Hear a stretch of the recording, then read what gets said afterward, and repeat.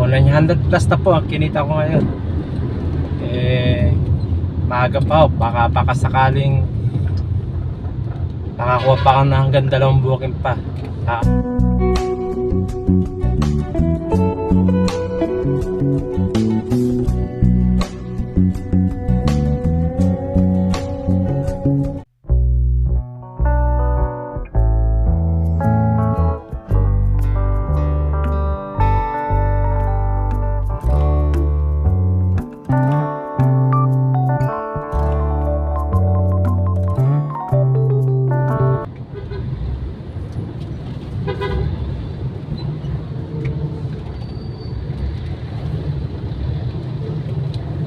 Okay, good afternoon po mga kaibigan, mga kasama. Time check, 1:38 ng hapon. Bali, nakakuha po ako ng panibagong booking. Bali, ito yung second booking na na-accept ko ngayong araw na to. Bali, ang booking pick up dito sa may Pasay, pagkaraan ng 1.8 kilometro. Kumanan sa 140 President Quirino Avenue East. ang pinaka-drop off dito sa may Quezon City sa may E. Rodriguez. Yan. Bali, meron tayong 32 minutes bago tayo makarating sa drop off location. At ang layo mga kaibigan, 9 kilometer. Company booking ho siya, kaya automatic po yung payment po nila papasok sa laman ng wallet ko.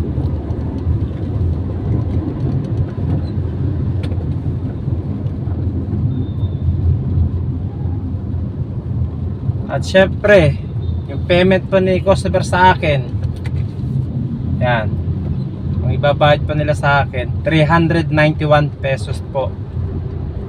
Yun po ang ibabayad sa akin customer, 391 pesos. Di pa sinaktong 400 ano. Pero okay lang. Yun po yung babayad sa 391 pesos. Light camera sa daraanan.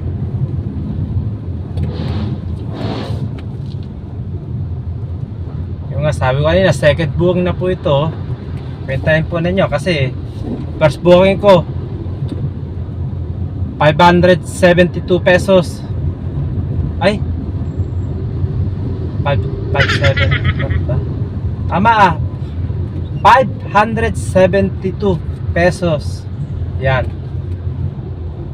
And then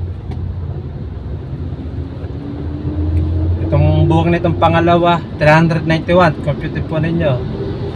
Yan, kulang 1,000 na po. O 900 plus na po ang kinita ko ngayon.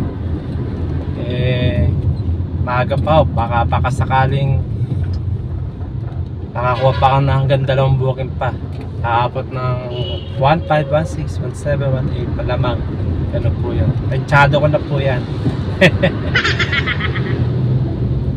Sana nga, di ba?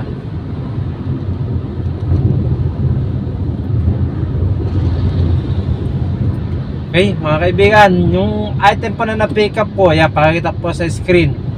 Bali, 6 boxes lang po, napakagaang. Kaya-kayang buhatin.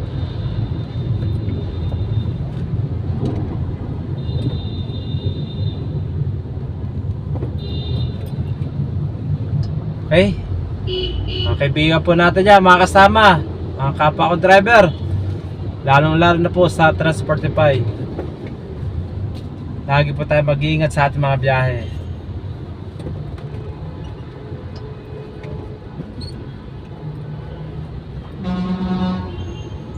Maging matsagahin po tayo sa ating pagbabiyahe, lalo pag may traffic na ko. Masanay na po tayo. Talagang ganun, nasa loob tayo ng Metro Manila eh. Walang pinipiling lugar, walang pinipiling oras, lagi ho traffic. Kaya magtsatsaga ho tayo para kumita tayo, di ba?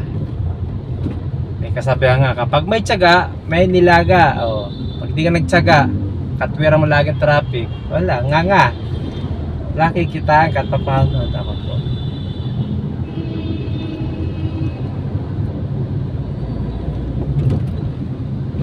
Okay? Keep safe and keep on driving.